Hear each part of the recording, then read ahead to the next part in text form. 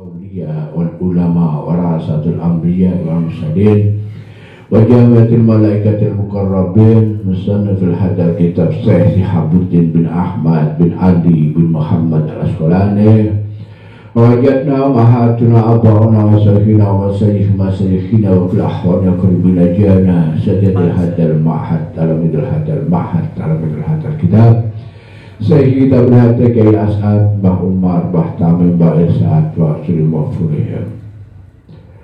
Al-Fatihah. Bismillahirrahmanirrahim. Alhamdulillah.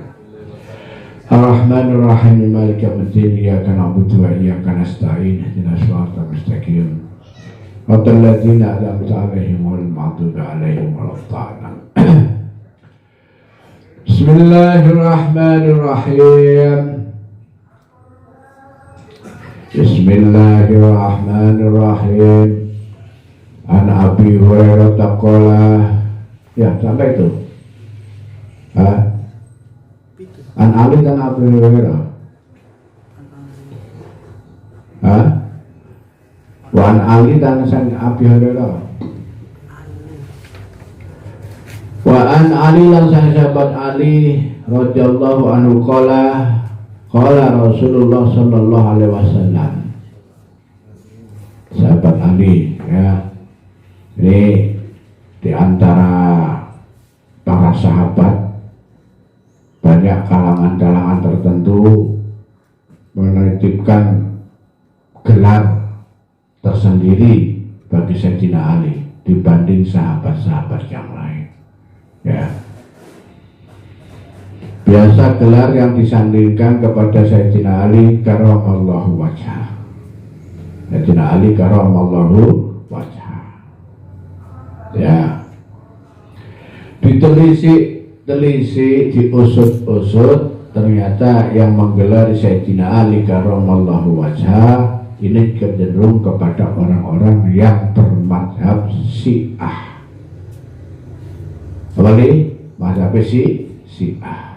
Yang kita tahu bahwa kalangan Syiah ini adalah kalangan yang menempatkan Sayyidina Ali di atas para sahabat yang lain. Ya. Masalah utamanya di kalangan ahli tarekat. Ahli tarekat apa saja ya yang mutabar, saya katakan apa saja yang mutabar lah. Ya, entah itu Qadiriyah, Naksabandiyah, Khalidiyah, Sadariyah, Satoriyah, masalah pokoknya tarekat itu akeh-akeh sandari nanggone Sayyidina Ali. Ya. Ya, tapi saya tidak mau tidak ingin berpolemik menjelaskan ini, ya. Nah, biarlah, tidak apa-apa, memang seperti itu orang meyakini, boleh-boleh saja, ya, tidak apa-apa, harus dianggap santai, ya, nggak usah disalah-salah, no, ya, tidak apa-apa, sementing api, masalah. Ya. Wa an Ali langsung Sayyidina Ali. Memang banyak di kalangan terbit ya asar-asar atau bahkan hadis-hadis yang sahih, bahkan hadis yang maudhu ya, hadis yang maudhu yang mana seakan-akan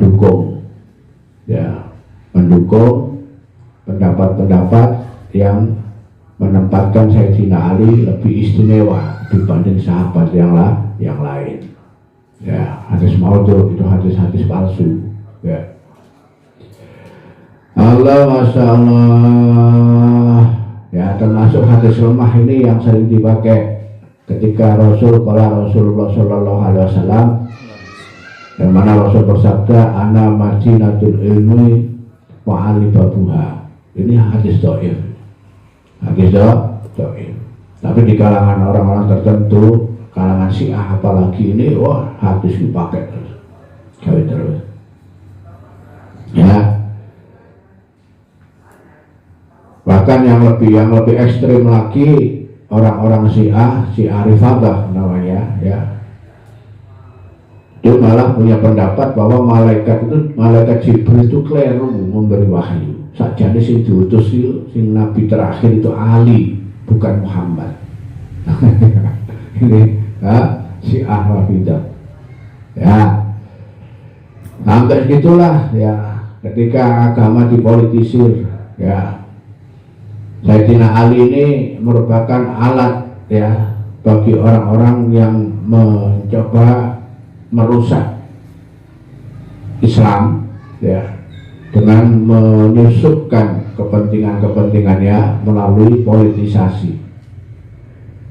Ya, Sayyidina Ali ini seakan-akan sebagai sahabat yang terakhir, tapi yang mudah menerima usulan-usulan atau pendapat-pendapat orang lain yang berseberangan dengan kalangan-kalangan ulama-ulama atau sahabat-sahabat senior, ya. Jadi meledaknya perpecahan Islam itu dalam sejarah pada awalnya, ya, ketika Sayyidina Ali menjadi khalifah. Jadi khalifah, ya. Orang-orang Syiah berani, orang Khawarij berani.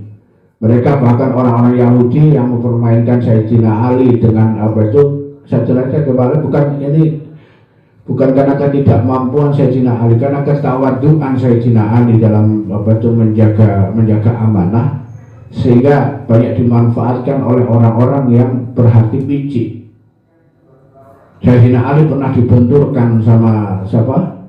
Siti Aisyah. Sayyidina Ali tahu dibenturkan oleh Siti Aisyah. Nah, hingga ada perang di situ antara Siti Aisyah dan Sayyidina Ali, mertua karo mantune, ya. Itulah kalangan orang-orang Khawarij, orang-orang Syiah yang berpola seperti itu. Allah sampai berujung setelah Sayyidina Ali wafat, sampai peristiwa apa itu, pembunuhan Sayyidina Hasan dan Sayyidina Husain, terus sampai munculnya khalifah apa itu, dinasti apa? Dinasti Abbasiyah karo Umayyah. Ini terujuk. Akarnya dari apa itu, dari suku orang-orang yang orang Quraisy, ya. Yang kemudian diadu domba, ya.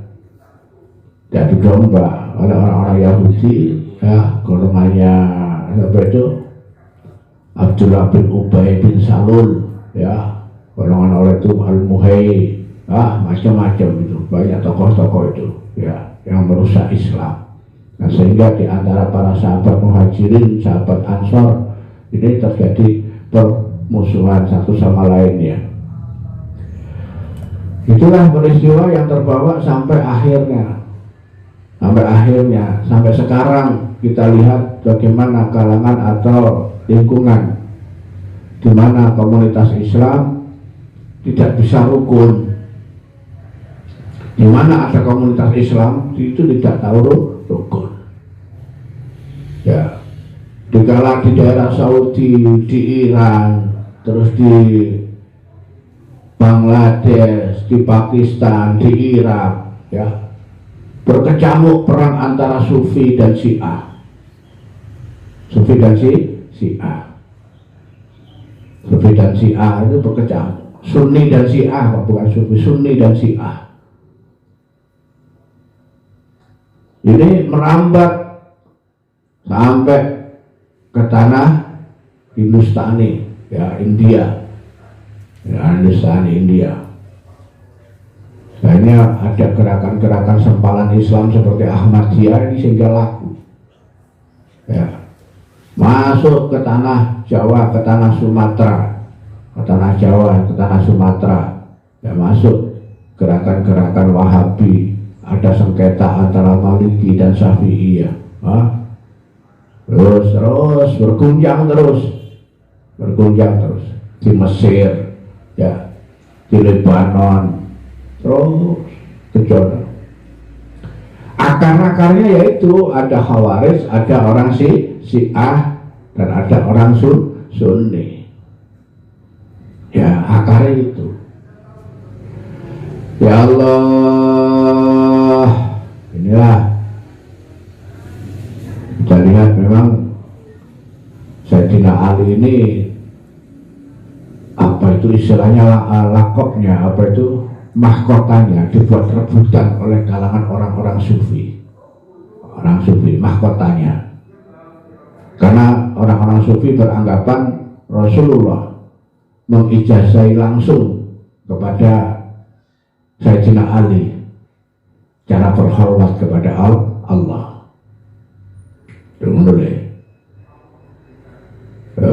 Akhirnya merujuk semua. Kita melihat di silsilah guru tarekat, ujung-ujungnya Sayyidina Ali terus Nabi Muhammad. Bahkan nggak ada yang ujung-ujungnya Sayyidina Umar, Sayyidina Abu Bakar, atau Sayyidina Utsman. Padahal tiga khalifah itu ya bukan memiliki apa itu, bukan kurang dekat sama Sayyidina Ali, bukan kurang dekat sama Rasul, bahkan memiliki kedekatan yang tidak kalah dengan Sayyidina Ali. Abu Bakar yang mertuanya Rasul adalah sahabat Rasul, di mana hanya dengan beliau berdua ketika dikejar-kejar oleh musuh, ya, sembunyi di Gua Sur. Ini Sayyidina Abu Bakar. Jangan Sayyidina Ali, jangan Gusti Rasul kepada Sayyidina Abu Bakar ada, pasti. Ya, pasti. Begitu juga Sayyidina Utsman yang jadi menantunya Rasul sampai 2 kali. Lebih dekat dari Sayyidina Ali tentunya.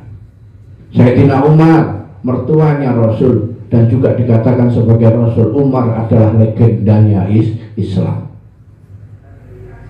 Tuh. Tapi orang-orang Syiah nggak memandang itu. Ya, orang-orang Syiah nggak memandang itu. Nah, makanya kita dari sini kita bisa mempelajari kalangan-kalangan orang yang apa itu tarekat ya, yang bertarekat ini bisa jadi sumber asalnya dari kalangan orang Syiah Imamiyah. Imamiyah. Benar ya? Kamu tahu kenapa dalam Islam ada perbedaan awalnya dari situ. Ketika orang-orang Yahudi mencoba mempengaruhi, mencari kekuasaan karena dia tak mampu untuk menyerang sendiri, ya, maka kalangan Ansor, kalangan Muhajirin yang sudah menjadi asal ada perbedaan, ya, Muhajir sama Ansor kalangan yang berbeda ini kompor-kompori kalau orang Yahudi, ya, yang sudah awalnya dari kalangan orang Muhajirin sendiri, dari awalnya suku Quraisy yang datang ke Madinah, ini orang yang dari suku-suku yang awalnya sudah tidak rukun. Di situ ada kelompok Abu Sufyan, di situ ada kelompok Al-Haris, di situ ada kelompok Akeh. Dimanfaatkan orang sama orang Yahudi, orang-orang munafik, ya. Kalau ada Ubay bin Salul, ya, wah macam-macam itu orang, Insya Allah. Itulah sejarah. Kalau kita bicara kenapa sampai sekarang, apa nggak bisa dijelaskan, nggak bisa didudukkan, nggak bisa nyatanya. Sekian ratus tahun, 14 abad, orang Islam angel rukune, ya. Rukun mana satu kelompok, orang NU tok rukun karo orang NU ne. Kadang-kadang orang NU dhewe gak rukun. Podo-podo kiai ini kadang-kadang gak rukun. Ya. Orang NU rukun ketika berbeda pendapat. Wah, berbeda pendapat bisa rukun. Basul Masail, ya, beda pendapat. Tapi begitu sudah diangkat Basul Masail, dimanfaatkan oleh situasi yang berakibat bedanya pendapatan. Nah, itu gak bisa rukun. Ya. Nah, itu ngomong beda pendapatan, wis gak bisa rukun. NU itu padahal. Belum lagi digandingkan NU sama Muhammadiyah, belum lagi digandingkan NU sama yang lain-lainnya, ya, sama Marsumi, ya, Kaisar Rukun. Ya Allah. Jadi pertanyaan kita, kenapa kok Kaisar Rukun? Ya, Kaisar Rukun. Ada kisah di Madinah itu ada Masjid Ijabah. Ada Masjid Ijabah. Di situ ada doa Rasul yang tertolak. Doa Rasul yang tertolak. Di antara doa-doa Rasul diijabah, kecuali satu doa Rasul yang tertolak. Ya, Rasul minta, ya Allah, jauhkan umatku dari fitnah dan perpecahan. Maka Jibril datang memberitahukan kepada Muhammad, doamu semuanya terijabah kecuali satu doamu tadi. Doa yang pundi? Malaikat Jibril, dongamu sing njaluk umatmu adoh teko fitnah dan perpecahan, itu yang ditolak sama Allah. Ya Allah, nangis Rasul. Sehingga sampai hari ini tampak bahwa tidak ada keutuhan dan rukun. Mau Islam ini soal rukun, rukun bunder-bunder gak iso. Dimanapun orang Islam disuruh satu bulan satu suara itu gak bisa, gak bisa. Ya, di negara mayoritas Islam sekalipun seperti Arab Saudi, ya, seperti Indonesia, ya, seperti Mesir, seperti Lebanon, seperti Lebanon banyak Kristen juga banyak, Yordania, ya, Masya Allah, Turki, Masya Allah, ya, Masya Allah. Walaupun seperti itu yang terjadi, ya, Allah, Masya Allah. Nah ini sudah ditengarai sama Gusti Rasul. Rasul pun bersabda, yang populer sabdanya itu, ya, yang menyatakan bahwa umat Rasul itu nantinya akan terpecah. Taftariku ala ummati salah sab'ina firqatan, kata Rasul, bahwa nanti umatku akan terpecah belah menjadi 73 golongan. Kulluhum finnar, semua masuk neraka illa wahid, kecuali satu. Di hadapan para sahabat Rasul menyatakan itu, Atastariku ala ummati salah sama sab'ina firqatan. Wahai sahabat, saya terangkan kepadamu, nanti umatku akan terpecah menjadi 73. Ya, semuanya masuk neraka kecuali satu. Ya, semuanya satu. Terus sahabat takut, man huwa ya Rasulullah, siapa yang satu Rasul? Sinten sing setunggal itu sinten? Ahli wa sunnati. Ya, ahli wa sunnati. Ada yang bilang ahli wa sunnati, kalau ada yang bilang ahli sunnati. Kalau ahli wa sunnati berarti keluarga saya dan orang-orang yang mengikuti saya. Kalau ahli sunnati adalah orang-orang yang mengikuti saya. Akhirnya apa yang terjadi? Semua kalangan, semua dari kelompok-kelompok yang ada, ketika setiap orang membuat kelompok, maka setiap orang itu mengaku dirinya yang ahli wa sunnati tadi. Kabeh ngaku ahli sunnah kabeh. Si A ngaku ahli sunnah, ya. Ahmadiyah ngaku ahli sunnah, Mu'tazilah ngaku ahli sunnah, Satariyah ahli, malah ngaku ahli sunnah kabeh. Kalau Satariyah tarekat, maaf ya, ya. Kabeh ngaku ahli sunnah. Berarti keroyokan diakon sing jadi ahli sunnah. Maka karena rebutan itulah akhirnya saling menghujat satu sama yang lain, saling merasa benar satu sama yang lain. Ya. Makanya Ini kenapa saya sampaikan, ini banyak dari kalangan orang-orang muda, anak-anak milenial, ya, yang kemudian mempertanyakan kenapa Islam di negara Islam yang katanya agama damai, tapi kok perang terus? Ya, kamu harus bisa jelaskan ini. Dan itu memang kenyataan, nggak bisa ditutup-tutupi, ya. Dan generasi milenial harus dijawab dengan realita. Ya, kita nggak bisa menjawab dengan melakukan pembodohan, nggak boleh. Ya, generasi milenial adalah generasi yang harus dan memang melek informasi. Kita buka kenyataan, lu memang begitu sejarahnya. Islam mengalami fase damai itu ketika masa Rasulullah atau masa Rasulullah.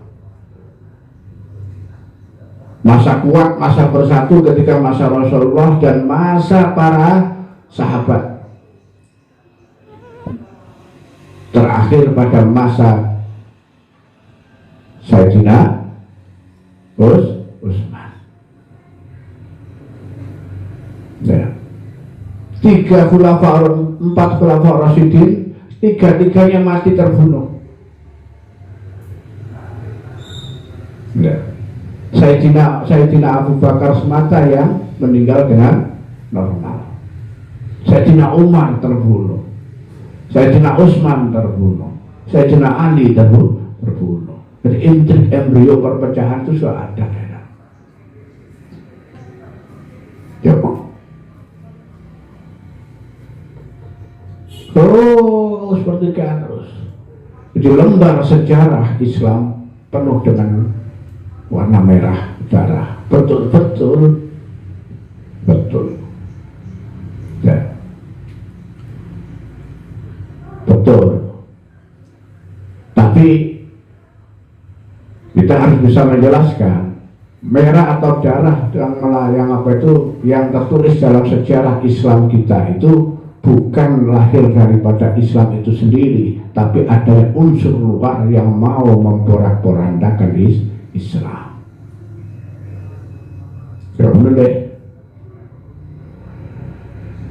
Ya Allah, kalau Islam sendiri damai, Islam sendiri damai.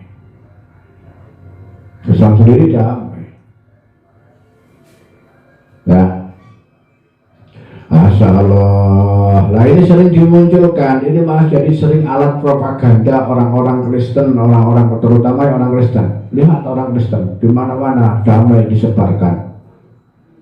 Kamu lihat di mana ada orang Kristen, di situ ada negara, di sana tidak ada peperangan. Tuh. Makanya di mana-mana orang Kristen pasti sebarkan kedamaian. Bahasanya damai, kedamaian. Dikira Islam tidak damai. Nah, Islam justru lebih damai. Tapi kalau ketika kita dihadapkan pada sejarah yang mereka baca dan yang kita ikuti, ya, memang sejarah panjang Islam itu banyak diwarnai oleh peperangan sesama muslim. Seharusnya ini dijadikan pelajaran, dijadikan pelajaran. Hampir setiap pergantian pemimpinan di sejarah Islam itu selalu diawali dengan pertumpahan darah. Selalu. Ya. Dari dinasti ke dinasti lain itu mesti begitu. Ya. Masya Allah. Masya Allah. Ya.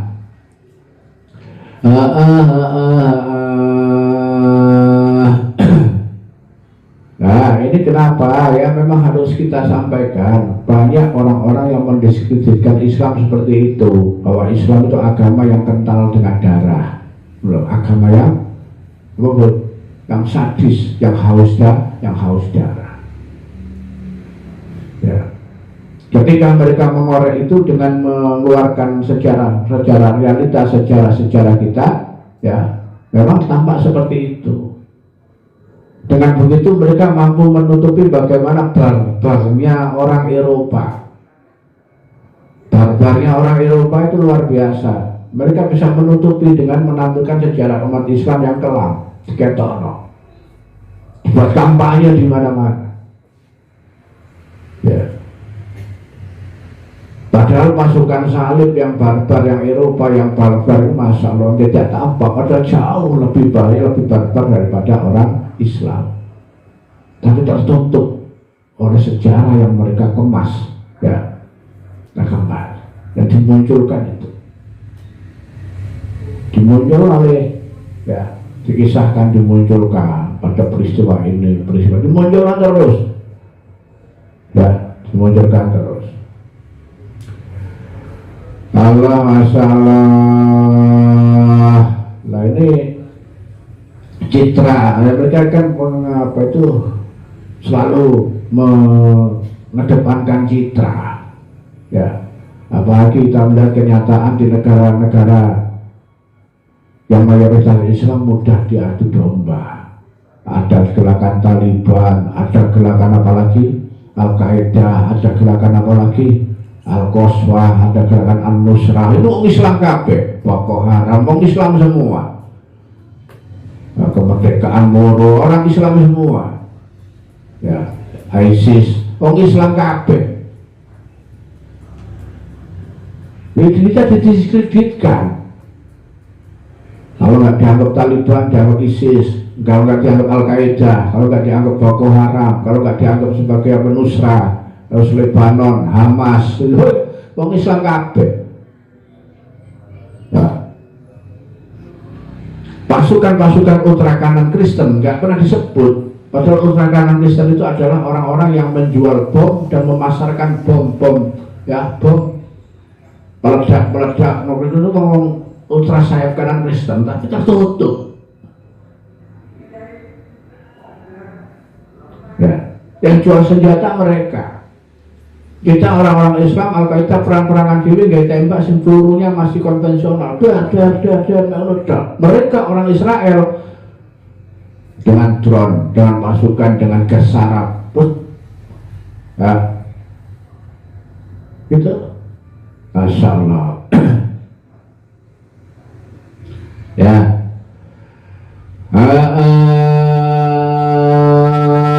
Nah, ini saya sampaikan karena saya prihatin, kita itu prihatin. Kenapa? Masya Allah, ini selalu begitu. Ini selalu begitu. Masya Allah, ini betul apa itu yang pernah disampaikan oleh Rasul. Ketika Rasul mengatakan bahwa suatu saat ketika akhir zaman itu berada ketika umat Islam itu menjadi mayoritas. Umat Islam mayoritas. Itu kekalahan Islam yang sebenarnya akan terjadi. Terus sahabat tanya, loh bagaimana mungkin Rasul ketika kita banyak jumlahnya kok kita malah kalah? Ya, sebab akehmu jumlahnya engkau akeh tapi kaya apa itu untuk ning lautan. Seperti buih di lautan. Ya, buih di lautan itu hanya ada sampai di pinggir, gak sampai tengah laut.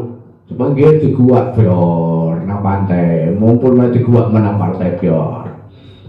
Artinya nanti akan banyak umat Islam jumlahnya kuantitasnya akeh tapi gak ada kualitasnya. Ya, ini tanda-tanda akhir zaman. Ketika orang Islam jumlahnya banyak, di mana-mana Islam menguasai, tapi jumlahnya itu mayoritas Islam, tapi kepemerintahan sing duwe duduk wong Islam, toko-toko sing duwe duduk wong Islam, Indomaret, Alfamart yang ada di seluruh Indonesia yang punya bukan Islam.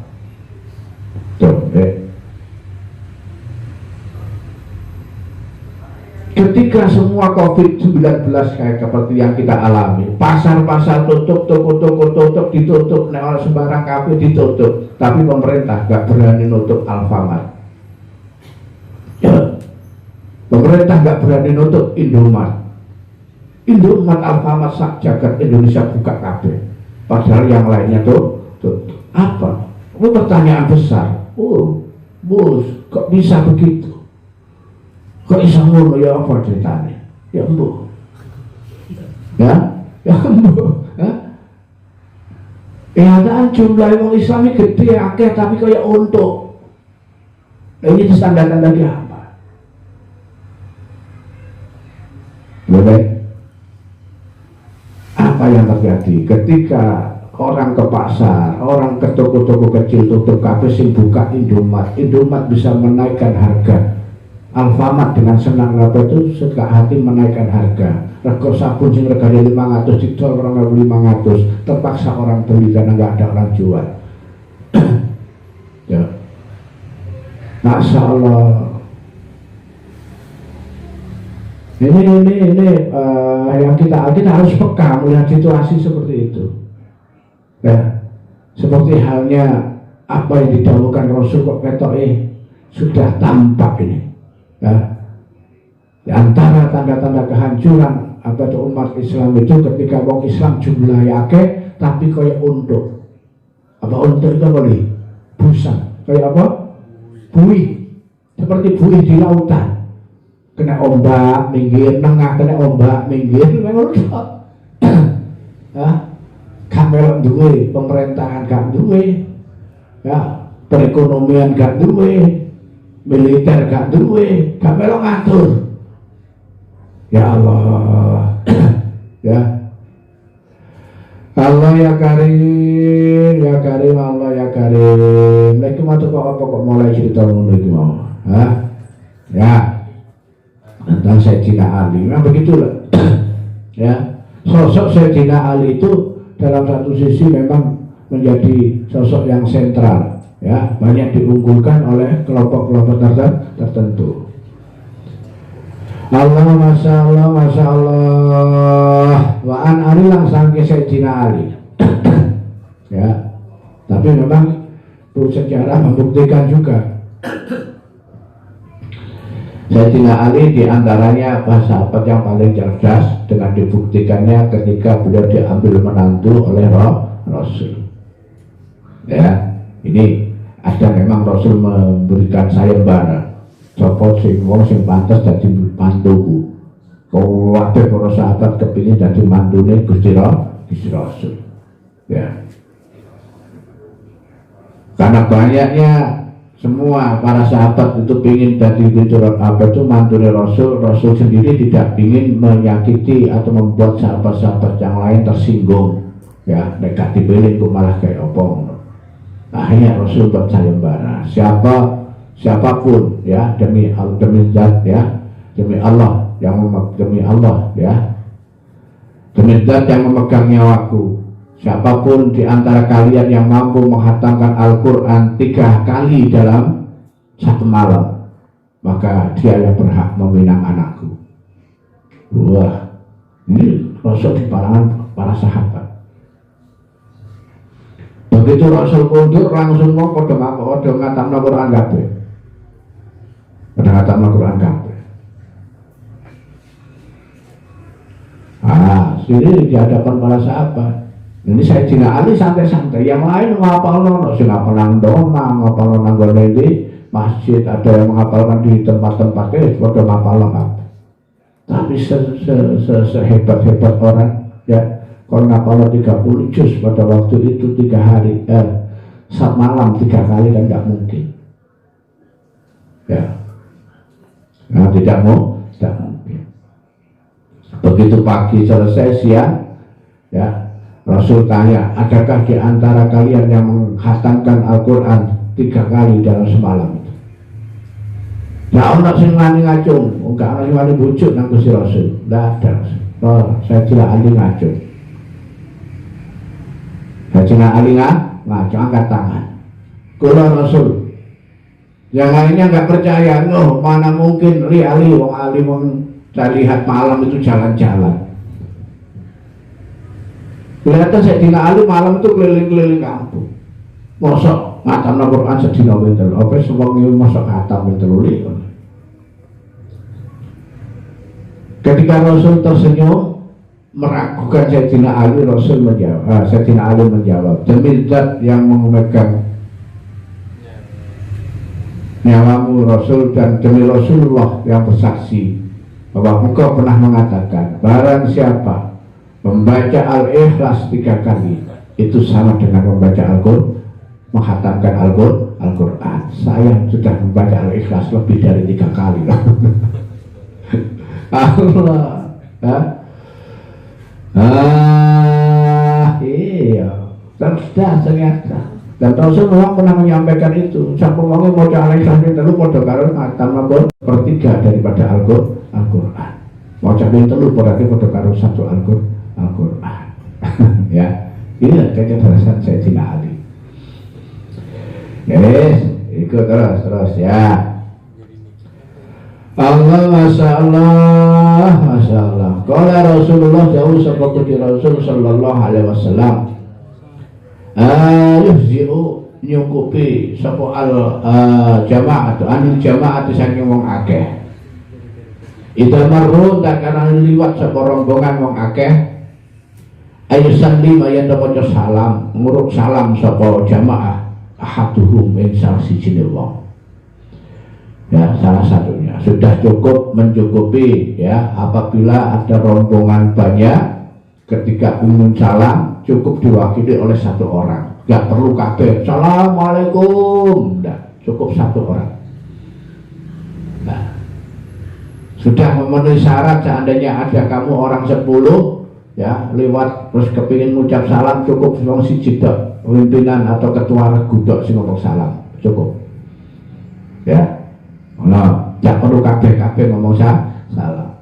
Begitu juga wayah diulang nyukupi anil jamaah saking wong akeh.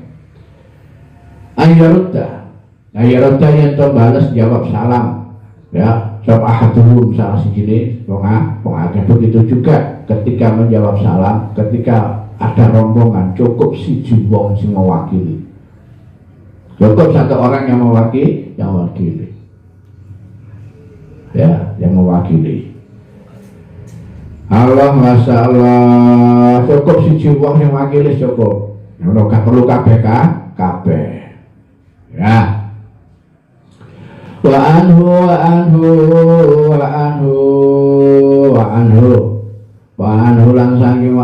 saking sapa? Wa anhu lan saking Sayyidina Ali. Wa anhu lan saking Sayyidina Ali radhiyallahu anhu qala cerita sapa Sayyidina Ali kala ngendika sapa Gusti Rasul sallallahu alaihi wasallam, la tabda'u aja padha ngawiti sira kabeh, jangan engkau memulai al yahuda ing Yahudi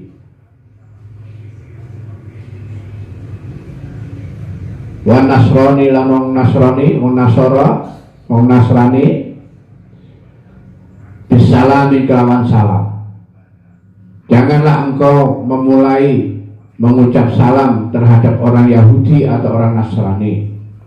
Ya, idza laqaitumuhum, tatkala ketemu sapa sirahum ing wong Nasrani dan orang Yahudi. Dan ketika engkau berpapasan, ya, bertemu dengan mereka, tariqin ing dalan,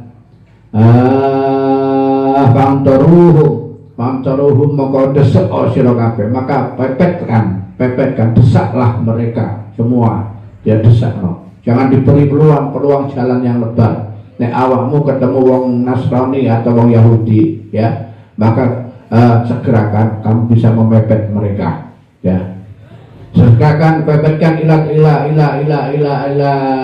adyakihi maring rumpok dalan, ya.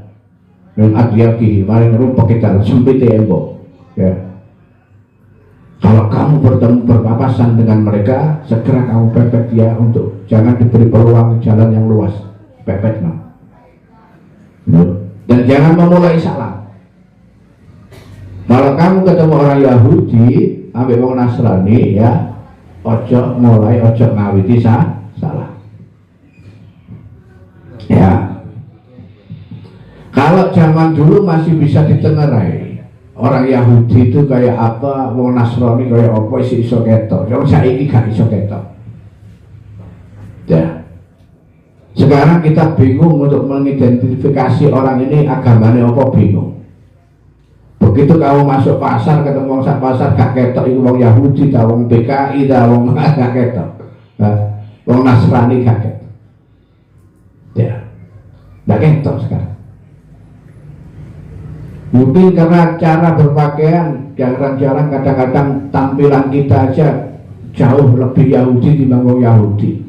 Tampilannya awake dhewe jauh lebih apa deh? Lebih Kristen timbang tampilan wong Kristen. Wong Kristen kadang-kadang tampilannya lebih Muslim timbang wong Islam. Banyak artis-artis sinetron di TV itu pakai jilbab polos, pakai jilbab lebar, itu orang Kristen. Ya, sing Muslim dhewe wae gawe jilbabe ngeplek-ngeplek. Sing muslimah dhewe iki gawe jilbabe ngeplek-ngeplek. Padahal orang-orang yang beragama lain memakai pakaian orang Islam, pakai jilbab, pakaian jilbab sing longgar. Ya Allah, kita nggak bisa bayangkan zaman sekarang ya, situasi seperti sekarang, banyak pemanfaatan ya, pemanfaatan ya, yang identitas seperti peristiwa yang terjadi akhir-akhir ini ya, di kalangan orang-orang Nasrani, orang-orang Kristen sudah menyampaikan kepada jamaahnya agar mudah diterima oleh masyarakat. Maka orang-orang Kristen di tempat-tempat tertentu untuk menggunakan pakaian yang biasa dipakai oleh adat setempat.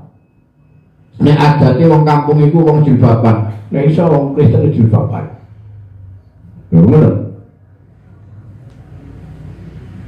Ya, bahkan sekolahan Santa Maria pakaiannya seperti sekolah MTS, alias itu wedok-wedok kayak sekolah MTS. Ya, pakai jilbab, pakai kerudung, pakai rok. Ya Allah, ya.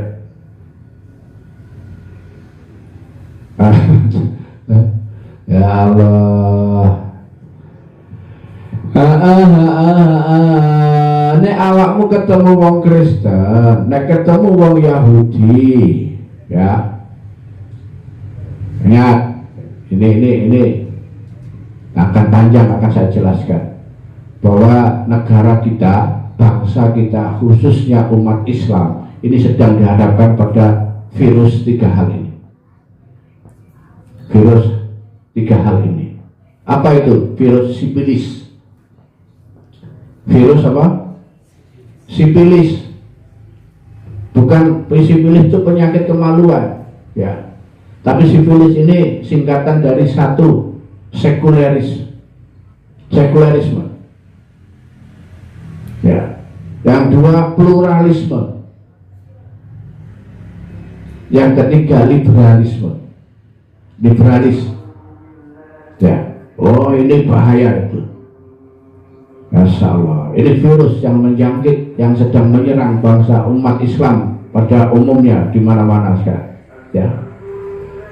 Masya Allah, makanya gelap ngaji, gelap maca-maca ini ya, Masya Allah, biar kita bisa menghalau virus-virus yang semacam itu lebih berbahaya itu, virus itu, ya, bahaya, lebih bahaya daripada virus corona.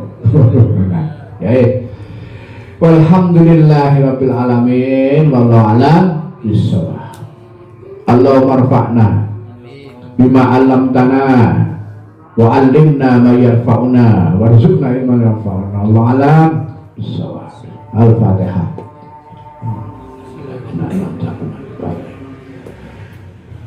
Allahumma shalli 'ala